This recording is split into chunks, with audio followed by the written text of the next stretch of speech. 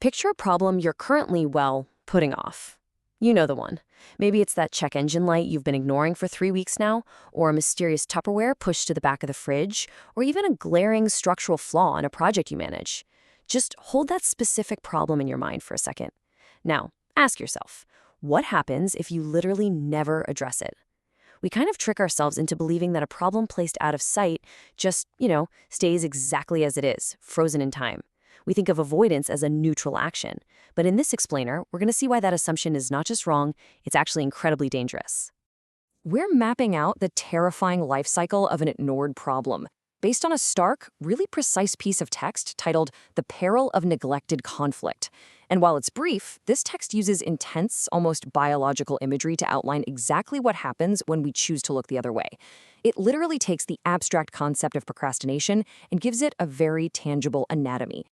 So let's look at Section 1, the trap of avoidance, the danger of looking the other way. The source hits us immediately with this absolute, uncompromising command: do not ignore or suppress a problem. Now, notice the specific two verbs the author uses here. First, ignore, right? Ignoring is largely passive. It's simply failing to notice or maybe refusing to look at something that is right in front of your face. But then they use the word suppress. Suppression takes energy. Suppression is active. It's that conscious effort of pushing a problem down into the dark, forcing it out of your daily awareness just because dealing with it is too uncomfortable. The text establishes right out of the gate that whether you are passively turning a blind eye or actively burying it, the initial catalyst for disaster is exactly the same: a total refusal to engage with reality. Which brings us to Section 2, the anatomy of escalation, how suppression breeds mutation. This is where avoidance really takes on a life of its own.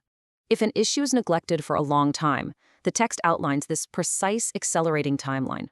The problem doesn't just sit there quietly in the dark. No, according to the source, anything suppressed or ignored gets metastasized, grows, mutates. Just think about the sheer gravity of those words for a second.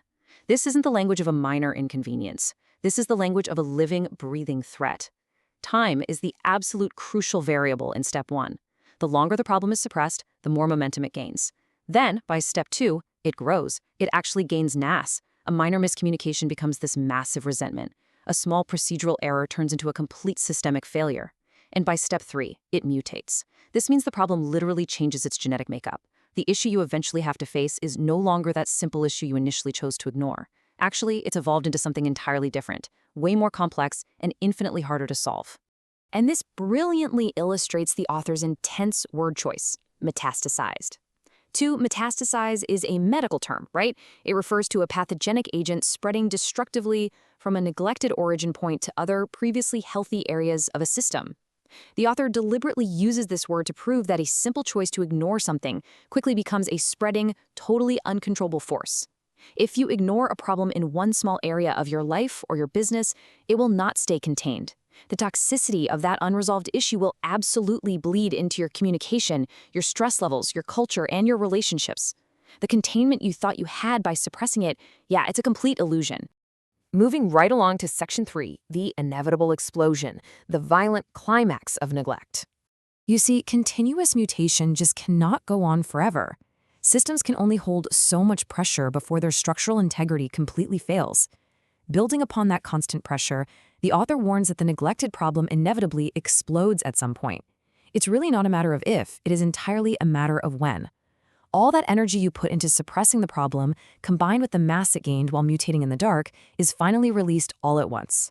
An explosion is chaotic, it's unmanageable, and worse, it cannot be undone. When a neglected conflict explodes, you lose all agency over how the situation is handled. You're no longer managing a problem. You are entirely at the mercy of the blast.